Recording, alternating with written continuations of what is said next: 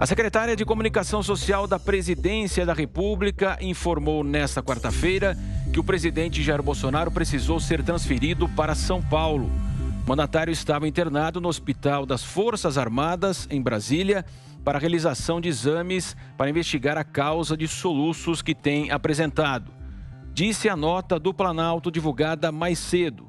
Após exames realizados no HFA, Hospital em Brasília, o Dr. Macedo, médico responsável pelas cirurgias no abdômen do presidente da República, decorrentes do atentado à faca ocorrido em 2018, constatou uma obstrução intestinal e resolveu levá-lo para São Paulo, onde fará exames complementares para a definição da necessidade ou não de uma cirurgia de emergência.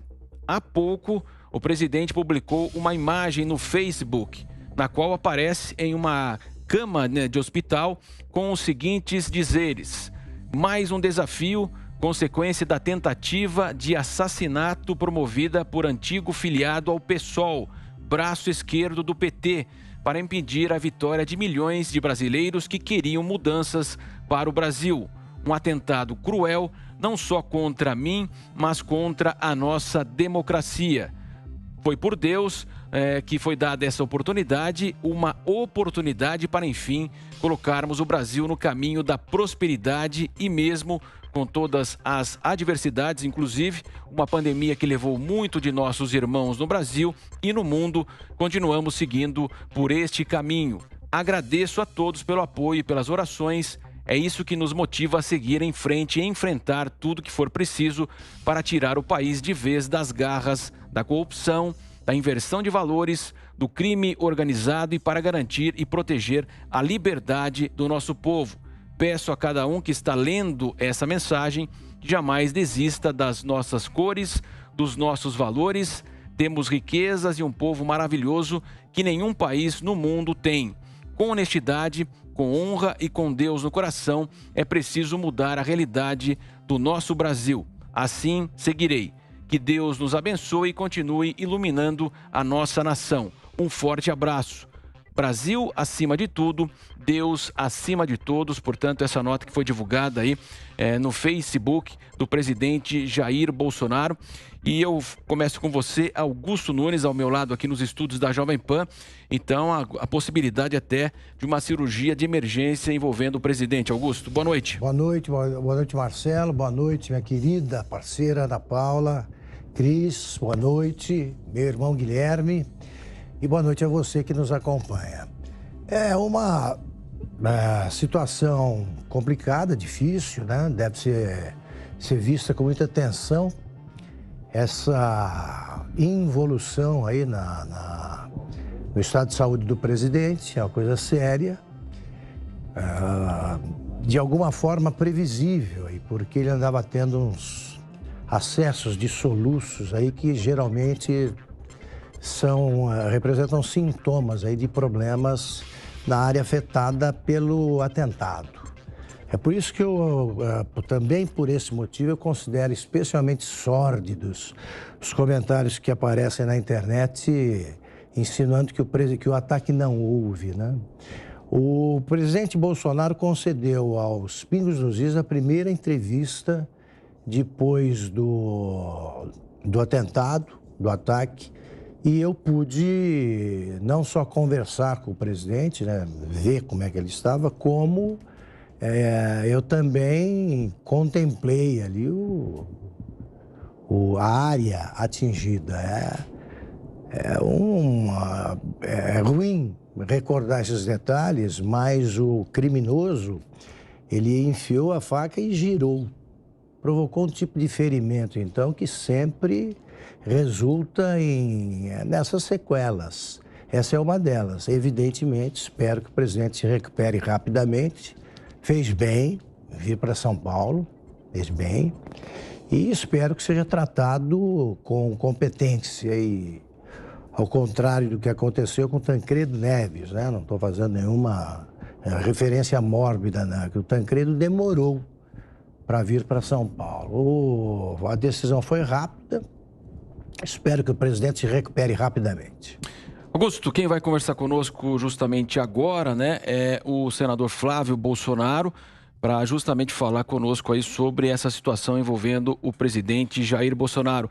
Olá, senador, boa noite. Boa noite a todo mundo.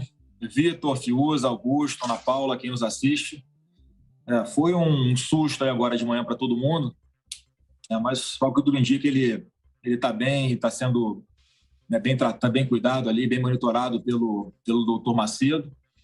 E, assim, estou dando notícia logo cedo, ele já tinha ido para o hospital no final de semana passado, né? De sábado para domingo ele havia ficado internado, estava com muito soluço, não estava conseguindo dormir bem, muita apneia. Aí fui para lá, ficou em observação, fez alguns exames, estava tudo bem. Voltou para casa no domingo, fizemos até um almoço lá para recebê-lo bem. E aí hoje de manhã essa surpresa, né, de que ele havia voltado a apresentar um quadro no sentido que ele estava no final de semana, né? E a notícia que eu tenho aqui, eu falei há pouco com um médico que estava monitorando ele antes da chegada do doutor Macedo, do doutor Hugo. Ele tranquilizou a família, falou: Flávio, pode ficar tranquilo, falar para todo mundo que ele está bem.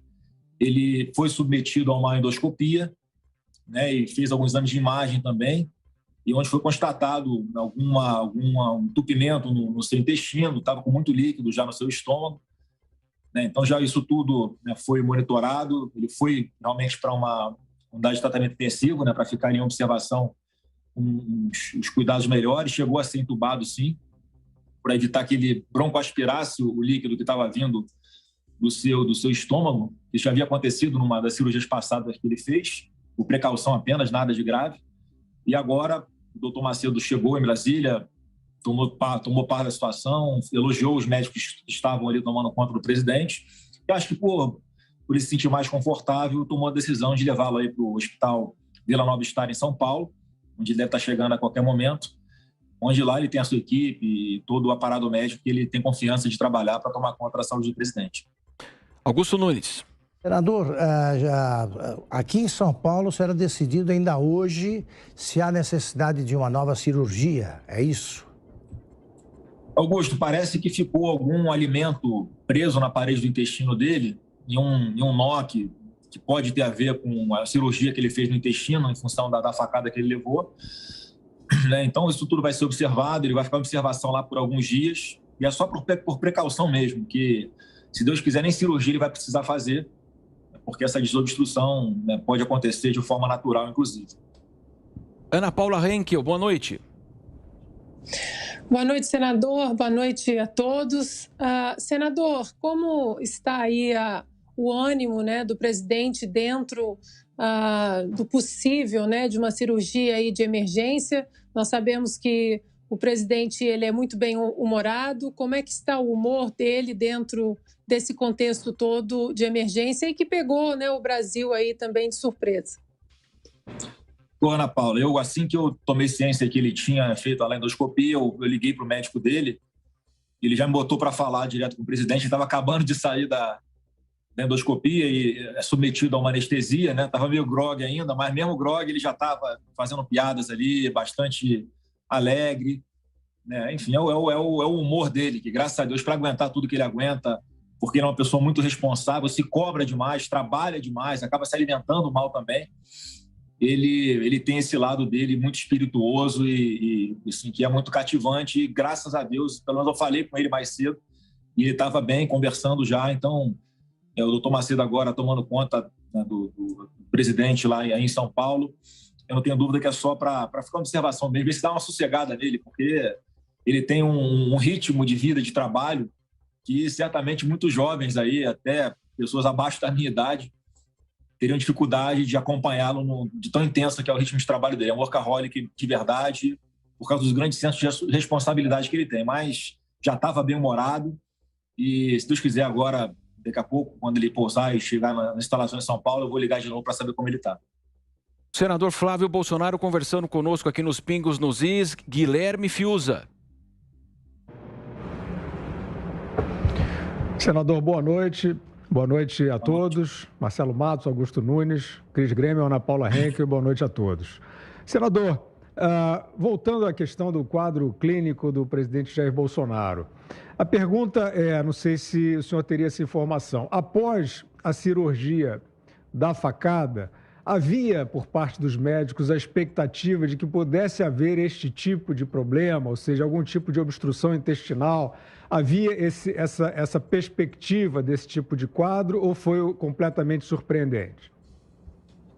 Fiuza, ele já tinha essa perspectiva, sim. Os médicos sempre dizem, né, que inclusive ele fez cirurgias após a primeira que ele fez para sobreviver à facada, porque tem que colocar uma espécie de tela na parede do abdômen dele por dentro, para evitar que o intestino faça pressão na parede do abdômen e dê aquelas hérnias, né? O intestino parece que fica procurando uma saída ali pelo abdômen, acaba achando alguma fendinha e começa a ficar aquela área mais um relevo um pouco maior, é o intestino fazendo força sobre a parede do abdômen.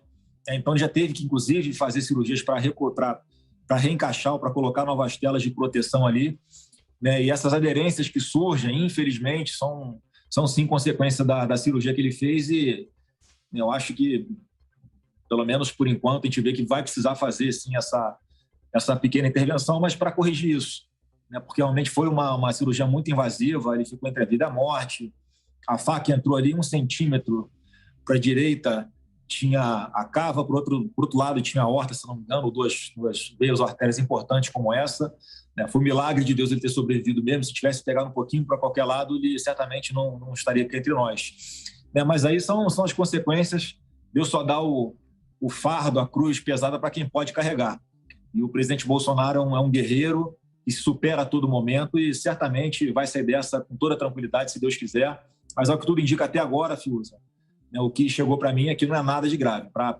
população ficar muito tranquila, as pessoas que estão aí na torcida por ele, orando por ele, rezando, né, pela pronta recuperação do presidente. Também quero agradecer aqui o presidente Rodrigo Pacheco, que agora, ao iniciar a sessão do plenário, fez uma fala, né, de pronta recuperação também para o presidente. Então, obrigado, senador Rodrigo Pacheco, presidente aqui do Senado.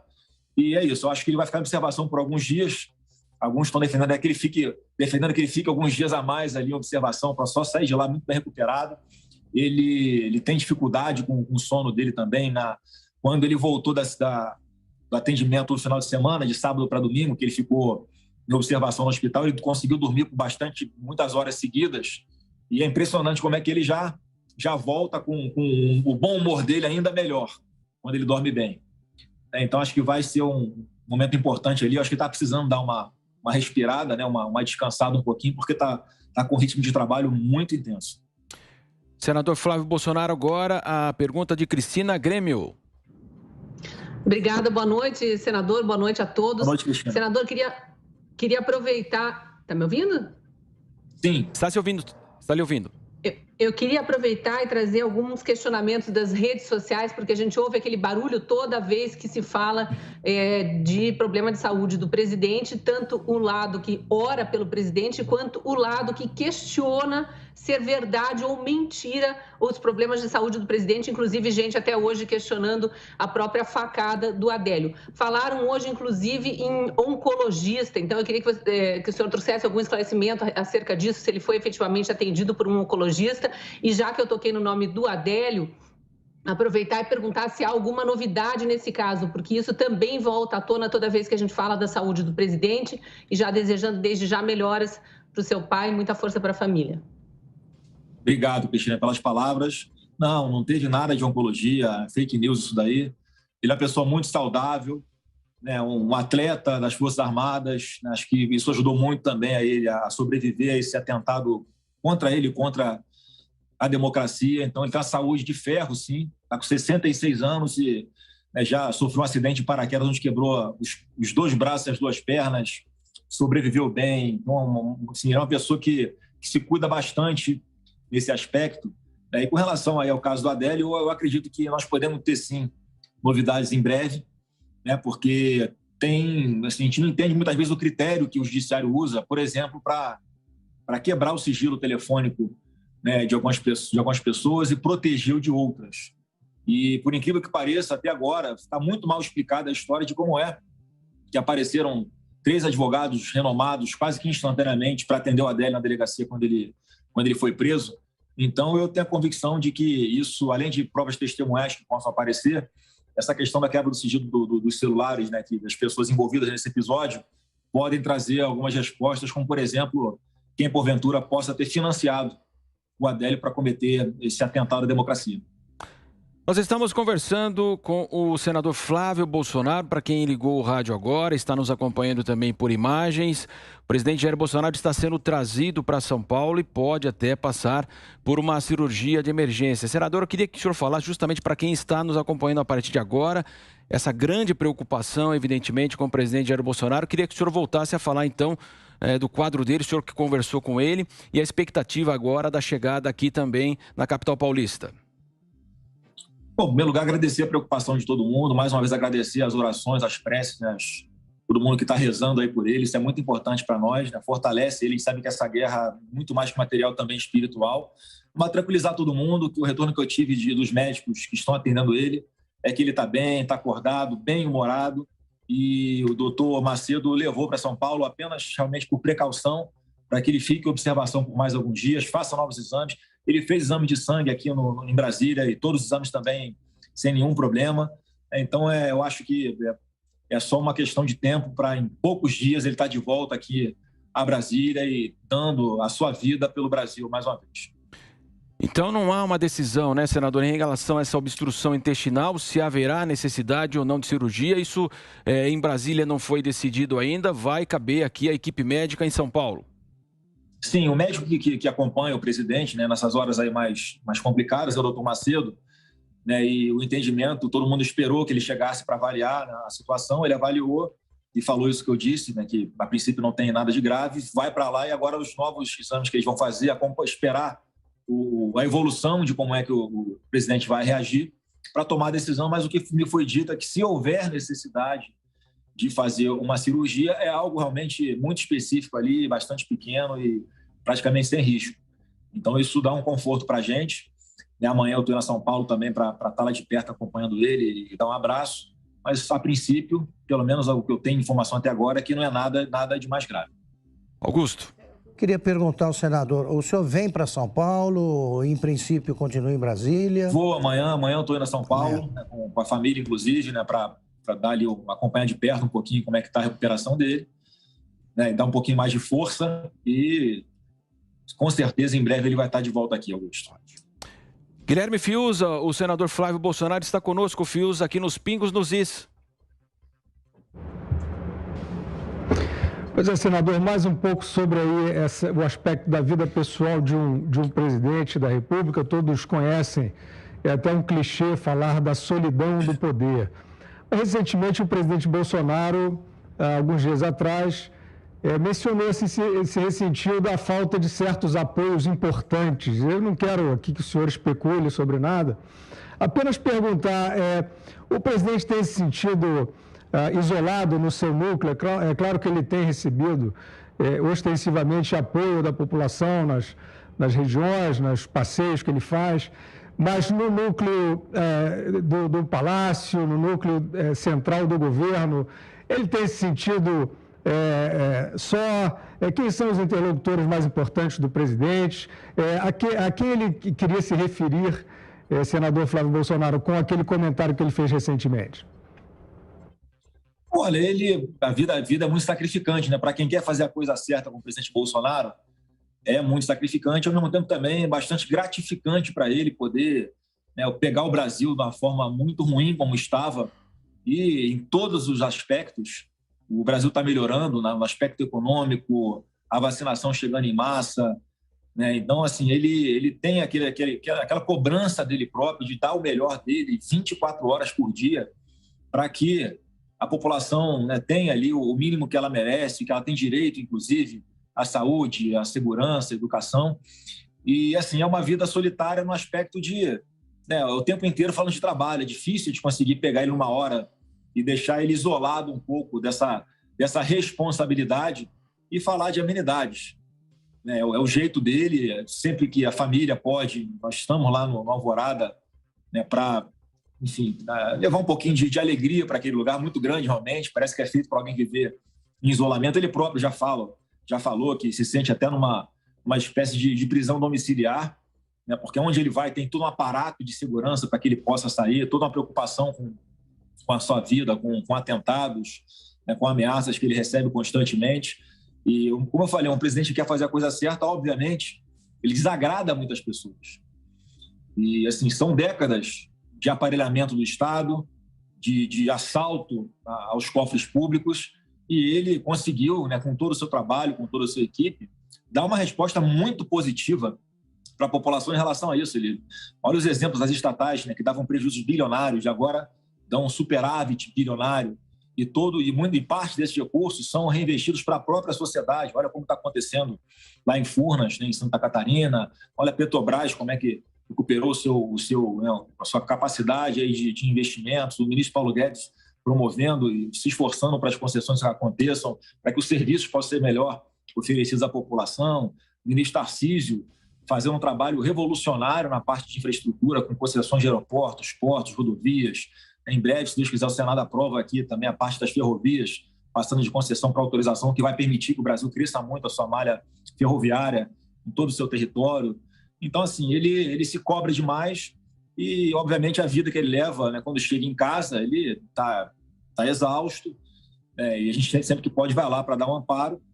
E dentro do Palácio do Planalto, ele se cerca de pessoas da confiança dele, né? Os principais interlocutores ali são, certamente, os ministros, alguns secretários, que acompanham e praticamente vivem a vida do presidente junto com ele, né? Estão dedicando a sua vida junto a ele.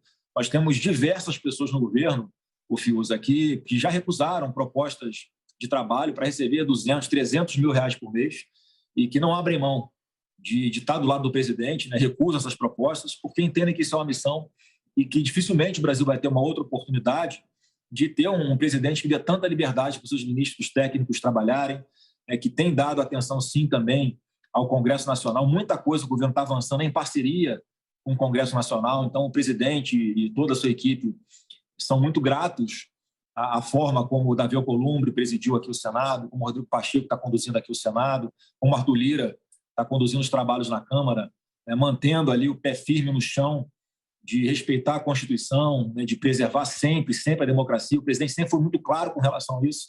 Desde que tomou posse, ele sempre falou da importância de jogar dentro das 4 linhas da Constituição, e é o que ele tem feito, apesar de o acusarem de ser diferente, de ser um ditador, né, de ser uma pessoa autoritária, mas ele faz parte da narrativa da oposição. Antes da campanha, acusavam até de: olha, se o presidente Bolsonaro for eleito, ele vai matar gays, negros e pobres. E ele, no exercício do seu mandato, tem provado exatamente o contrário. Uma pessoa que respeita todo mundo, né, que olha assim pelos pobres. Se não fosse o auxílio emergencial, que o governo fez dever de casa com a reforma da Previdência, de enxugar as despesas públicas, para ter condições de dar R$600 para a população num período um período sem precedentes na nossa história, para amparar aqueles, né, que não tiveram condições de trabalhar, que perderam seus empregos. Certamente, se o presidente não gostasse de pobre, não teria feito isso garantindo com que tivesse comida na mesa daquelas pessoas que mais precisam. Então, a gente dedica aqui no dia a dia a uma renúncia à família, praticamente, uma dedicação exclusiva, e a gente fica muito sentido quando vê algumas pessoas que não têm ali, parece nenhum caráter de querer acusar o presidente de coisas que ele não é. Tem uma máxima que é atribuída a Lenin que diz, né, xingue-o do que você é, acuse-o de fazer o que você faz.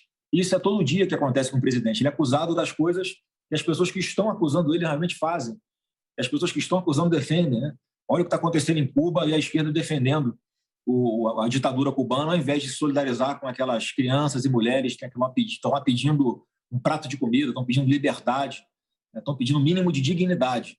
Então, eu acho que é por isso que isso motiva ainda mais o presidente, porque ele sabe que se essas pessoas que defendem isso como a ditadura cubana voltarem ao poder aqui no Brasil, o nosso futuro não vai ser diferente do que está acontecendo, infelizmente, com a nossa irmã Argentina, aqui muito próximo, como já aconteceu com a Venezuela, como acontece em Cuba.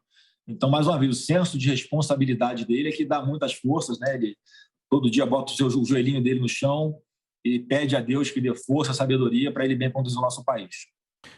Ana Paula Henkel, vamos voltar agora aos Estados Unidos. Estamos conversando com o senador Flávio Bolsonaro.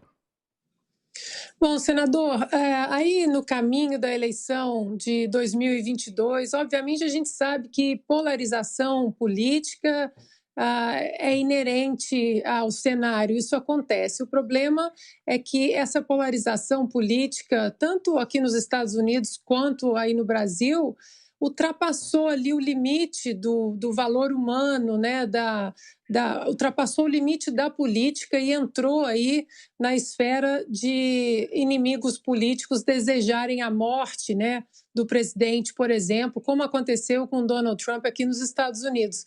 E aí a gente está vivendo uma CPI que parece que quer investigar absolutamente tudo o que eles precisam investigar e que eles não precisam também, para que possam achar aí alguma prova de corrupção do governo do presidente Jair Bolsonaro. Até agora nada em relação a governadores, Carlos Gabas, enfim. O senhor acha que com essa CPI ela vai se estender? O senhor acha que essa polarização vai continuar dessa maneira torpe, vil, até 2022? Ou o senhor acha que vai arrefecer um pouco? Ana Paula, eu às vezes me pergunto se é um defeito ou uma virtude nossa medir os outros pela nossa régua. Então, às vezes a gente trata, né, aquelas pessoas que são da oposição como adversários e eles nos tratam como inimigos. Então fica sempre um dilema ali, será que a gente tem que também jogar o jogo metendo o dedo no olho, né, dando voadora na nuca? E como a gente não tem esse perfil, nós só queremos ter paz para trabalhar, ter condições de poder ajudar o nosso Brasil e fazer um bom governo, isso às vezes choca um pouquinho com a nossa cabeça aqui. Algumas pessoas orientam, olha, tem que fazer igual, porque a oposição mente, distorce, eles não têm nenhum compromisso com a verdade, parece uma falta de caráter de verdade. E como a gente não é assim, a nossa reação, né, não é na proporção do ataque que a gente sofre, isso tem e com apoio de grande parte da mídia, infelizmente, não é o caso da Jovem Pan, isso dificulta, né, o nosso trabalho. Você acha que esse trabalho da CPI aqui está contribuindo em quê no nosso Brasil? Quantas vacinas nos braços brasileiros a CPI colocou? Quantos pratos de comida a CPI ajudou a servir nas mesas dos mais pobres? Nenhum. Quem colocou todas as vacinas que estão sendo aplicadas no Brasil inteiro, sem nenhuma exceção, todas foram adquiridas pelo governo federal, com todo o cuidado de garantir que fossem aprovadas pela Anvisa, garantir, né, que tinham a qualidade, que não fizessem mal à nossa população. Então, sempre agimos aqui de boa fé, não há escândalo de corrupção no governo. A CPI já está aí está completando o seu primeiro trimestre, sem nenhuma prova, sem nada, apenas narrativas, para tentar acusar o presidente. A gente percebe claramente que a CPI está sendo usada para tentar desgastar o presidente da República. E, no nosso entendimento, eu vejo algumas pesquisas que são colocadas e são completamente furadas. Eu não sei como é que ainda dão voz para um tal de Datafolha, que errou tudo. Se o Datafolha fosse correto, tivesse alguma credibilidade, o presidente não era o Jair Bolsonaro, porque eles diziam que o presidente Bolsonaro perdia para todos os outros concorrentes. Eu não seria senador no Rio de Janeiro, porque o Datafolha me colocava muitas vezes em quarto lugar no Senado. Eu fui o primeiro mais votado no Rio de Janeiro. E a gente tem aqui as nossas consultas, a gente tem aqui um instituto interno nosso, né, que nós acompanhamos também, né, como está o comportamento da população. E nas nossas pesquisas, o presidente Bolsonaro está pelo menos 15 pontos na frente do Lula no Nordeste. Então, assim, a gente tem a nossa convicção. Olha como o presidente é recebido nas ruas, né, como o ex-presidiário Lula não pode sair às ruas. Como é que alguém que tem 50%, 60% de apoio popular, se sair na rua, toma ovada da população, que não tem nada a ver, não é ninguém direcionado por nós, não é de direita atirando ovo, ninguém de esquerda, não. São pessoas normais, comuns, cidadãos, trabalhadores, indignados com a possibilidade de termos um ex-presidiário comandando de novo o nosso país. Imagina voltar aquela época toda, aquela roubalheira toda, aqueles escândalos de corrupção sem fim, quase semanais. Então, essa polarização, Ana, da nossa parte, pelo menos, a gente não tem por que ficar alimentando. Mas o que a gente percebe é que do lado de lá, da oposição, há um ódio, parece que sai todo dia, os caras acordam com a bilha do fígado aqui em cima na boca para poder agredir o presidente. Talvez se entrarem agora nas redes sociais, vai ter um monte de gente querendo que o presidente morra. Quer dizer, então, não parte de nós essa política de ódio, como gostam de nos acusar de fazer. É o contrário, nós somos vítimas diariamente de toda essa rotina, todas essas mensagens de ódio, sabe, de rancor. Então, da nossa parte, não tem isso aí. tem sim uma dedicação muito, mas muito integral de fazer o melhor, de trabalhar da melhor forma possível para que todas as instituições sejam respeitadas, como o presidente Bolsonaro sempre defendeu. Então, na nossa parte, a consciência é muito tranquila. Agora, eu acredito, né, que pelo desespero da oposição, eles próprios possam querer radicalizar ainda mais. Né? Mas aí o que acontece? Temos a nossa legislação e temos que acreditar no judiciário, né, que vão botar uma água fria sobre essa fervura. Né? Se tem ministros do Supremo, né, que entendem que um parlamentar dá a sua opinião, né, sobre alguma instituição é um atentado contra a democracia, né, imagina quem tentou matar o presidente da República com uma facada, né, quem bota aí pneus em torno de linhas de transmissão de energia para promover atentados e tentar fazer apagões, de levar o terrorismo, né, para as nossas ruas, de ameaçar a população, de ameaçar os nossos policiais que estão nas ruas aí para manter a paz e a ordem pública. Então, da nossa parte, não tem essa agressividade. Agora, o presidente Bolsonaro, assim como nós aqui da família especificamente, nossa atitude é muito mais, praticamente todas as vezes, de reatividade, de reação a alguma agressão que sofremos. É porque o presidente Bolsonaro o seu governo faz as coisas boas. Grande parte da imprensa não repercute as coisas boas, dá ênfase apenas nas coisas ruins. Então, na nossa cabeça, parece que há um cerco para... vamos dar o all-in agora, né? Vamos partir para dentro todo mundo. Então, é parte da imprensa, a oposição aqui com pedido de impeachment, a CPI com senadores ali que não tem alguns, né, que não tem a menor moral, menor condição, inclusive intelectual, né, de fazerem alguma investigação. Quer dizer, o tempo todo o presidente vendo, né, que está tomando tiro de tudo quanto é lado, ele querendo fazer a coisa certa, né, e fica-se... O que dá força para ele? Como eu falei, é Deus que dá força para ele, e o senso de responsabilidade de saber é que se ele não se dedicar, não fizer um trabalho como ele tem feito, quem volta são aquelas pessoas que vão levar o país à miséria, são aquelas pessoas que já demonstraram, né, que roubaram o país. Então, ele tem esse compromisso com ele. E, graças a Deus, ele tem se mantido forte, e uma pessoa que não baixa a cabeça, que tem as suas convicções, que as defende de peito aberto, mesmo sabendo que muitas vezes não vai agradar algumas pessoas, mas, na realidade, na prática, Ana, o que a gente vê é o presidente da República respeitando as minorias, tendo zelo com o dinheiro público, fazendo as vacinas chegarem à população. Eu pedi para que a minha assessoria fizesse um levantamento do legado que vai ficar de todo esse investimento bilionário, de centenas de bilhões de reais, quase R$1 trilhão, que o governo federal fez durante a pandemia, que vão ficar aí nos hospitais públicos, né? Os leitos de UTI, os respiradores, o treinamento de muita da parte, né, de enfermagem e os médicos. Isso tudo, que sempre foi um problema crônico no Brasil, após a pandemia, e nós vamos sair dela muito em breve, se Deus quiser, vai ficar para a população aquela que mais precisa de buscar o serviço público de saúde. Não tem um presidente que zelou tanto e valorizou tanto o SUS como o Bolsonaro. Então, nós temos a convicção de que a população está enxergando isso tudo, como eu disse. As pesquisas internas que nós fazemos demonstram isso tudo. Mas é óbvio que toda essa massificação de distorção da informação, de ataque orquestrado contra a imagem do presidente, surte algum efeito. Mas a gente tem a convicção que, com o trabalho, com o passar do tempo, a tendência do Brasil, das condições do Brasil de saúde, de economia, de emprego, é só melhorar, né? E a população vai saber reconhecer isso e certamente vai voltar a entender a importância de ter um presidente Bolsonaro à frente do nosso país. E agora você, Cristina Grêmio. Senador, estava dando uma navegada pelo chat aqui do Pingos nos Is, que é bem agitado durante o programa. Depois, se precisar dar uma força para o seu pai, pode dar uma navegada aqui e mandar, porque é muita gente orando, nome de santo, nome de anjo, todo mundo aqui numa torcida louca pelo presidente, pela recuperação do presidente. Mas outra questão que eu vi, que eu gostaria de trazer para o senhor comentar, e é recorrente também aqui entre os ouvintes do Pingos nos Is, é a questão do voto auditável. Eu sei que essa discussão está na Câmara, mas o senhor ali junto, né, o Senado é ao lado, né, o Congresso, enfim, está sempre unido. Como que o senhor tem visto essas reviravoltas ali, até na comissão especial, e essa suspeita de que não passe mais o voto que já estava sendo tido como garantido por parte considerável da população brasileira? Cristina, muito antes da eleição de 2018, o presidente Bolsonaro já falava isso.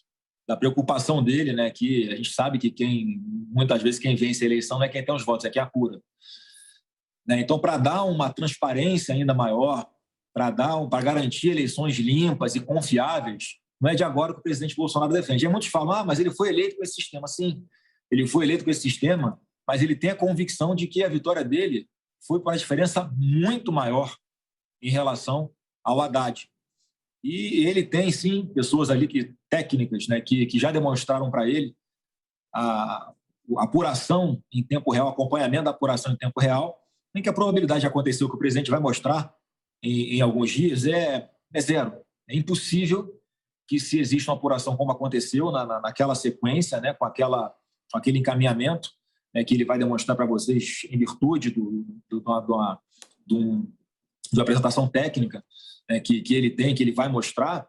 É claro que a gente tem essa desconfiança. E se grande parte da população também tem essa desconfiança, o que mais me preocupa é a resistência das pessoas em colocarem ali uma impressorazinha do lado da urna eletrônica, a pessoa vota como sempre votou, confirma, imprime um canhotinho que ninguém tem acesso, ninguém pode botar a mão numa caixa de acrílico lacrada, a pessoa olha para o papel, confirma se está batendo com a sua vontade, então vamos garantir a vontade do eleitor, aperta confirma de novo e esse papelzinho cai numa urna lacrada. E aí os dados que são enviados para o TSE via eletrônica, para que haja uma conferência, basta fazer a contagem manual naquela urna para saber se aquilo que foi enviado da urna para o TSE bate com o que está no papel. Qual que é a dificuldade de fazer isso? Qual o problema de fazer isso? Se isso é uma desconfiança que existe, é real da população. Então, me preocupa muito essa resistência. Isso ajuda a formar no inconsciente da população, né, que a apuração das eleições tem algum tipo de problema. Então, é só isso que ele vem pedindo há muito tempo. Quando ele não tem sido correspondido, né, por algumas autoridades, ele fica ali, eu aceito perder no voto, mas eu não quero perder na fraude. Eu estou vendo que tem possibilidade de fraude. Qual é o problema de nós garantirmos esse sistema? E para pensar. Né, os hackers, eles invadem NASA, invadem Supremo, invadem TSE. Quer dizer, é sempre onde há internet, onde há comunicação virtual, há possibilidade de fraude. Vamos supor que na véspera da eleição, a eleição no domingo, aí numa sexta-feira os hackers conseguem fazer alguma invasão ao sistema do TSE, né, para manipular a apuração, o ato contínuo. E que hoje não existe a tecnologia que possa fazer isso. Vamos supor que na véspera da eleição consiga desenvolver uma tecnologia que possa fazer isso. Então, essa possibilidade do voto auditável por essa via impressa, por um canhotinho impresso, que garante, sim, o sigilo do voto dos cidadãos, é uma garantia real. Inclusive, para as futuras evoluções tecnológicas, né, e inclusive para o mal, como os hackers podem fazer, a gente fica preservado em função disso. Então, é óbvio que o ideal seria que isso fosse em 100% das urnas. Agora, se não for possível, vamos começar por 30% das urnas, por 10% das urnas, porque o que for apurado nessas urnas que têm um voto impresso, proporcionalmente, já que elas são distribuídas proporcionalmente em todo o Brasil, não pode dar uma diferença muito grande em relação às urnas que não tiveram um voto impresso. Ou seja, a garantia é que a gente evita a fraude. Então, quando as pessoas, algumas autoridades, insistem em marginalizar, em menosprezar isso daí, causa, sim, uma suspeita ainda maior por parte da população. E digo mais, nós fizemos uma apuração aqui, mais de 10 deputados, desde o início dos anos 2000, têm projetos de lei para que o voto seja impresso, inclusive de esquerda. Por que mudaram agora? O que aconteceu de diferente para eles terem mudado de opinião? Por que o Lula disse aí que nas conversas que ele teria tido com alguns líderes partidários, pede para que o Congresso vote contra o voto impresso? Qual o medo do Lula? Já que ele está tão seguro que ele vai ganhar nos votos, que ele está na frente nas pesquisas, qual o problema de se garantir que, se for assim a vontade da população, esteja garantido com o voto auditável impresso que não houve fraude? Seria bom para ele também. Eu tenho a convicção que ele não vai ser presidente do Brasil porque ele não vai ter voto de jeito nenhum. Aí, o que a população que desconfia da votação eletrônica pensa? Olha, se o Lula está contra o voto impresso, a gente vê aí a manipulação por parte de alguns estudos de pesquisa, que é claro e evidente, todo o ataque da imprensa para criar um clima de que o presidente Bolsonaro perdeu o apoio popular, o que não é verdade. Isso tudo, essa conjuntura, leva a crer, sim, que possa ter algum direcionamento. Então, a súplica que o presidente faz é por eleições transparentes e limpas. Quem pode ser contra isso? Eu não consigo entender, sinceramente, quem pode ser contra isso. Nós agradecemos a participação do senador Flávio Bolsonaro e desejando já os votos aqui dos Pingos nos Is e também da Jovem Pan de plena recuperação, presidente Bolsonaro, aqui em São Paulo. Senador, muito boa noite, muito obrigado pela participação do senhor aqui conosco. Boa noite, obrigado a todo mundo pelas orações, ao pessoal da Jovem Pan, um abraço para todo mundo.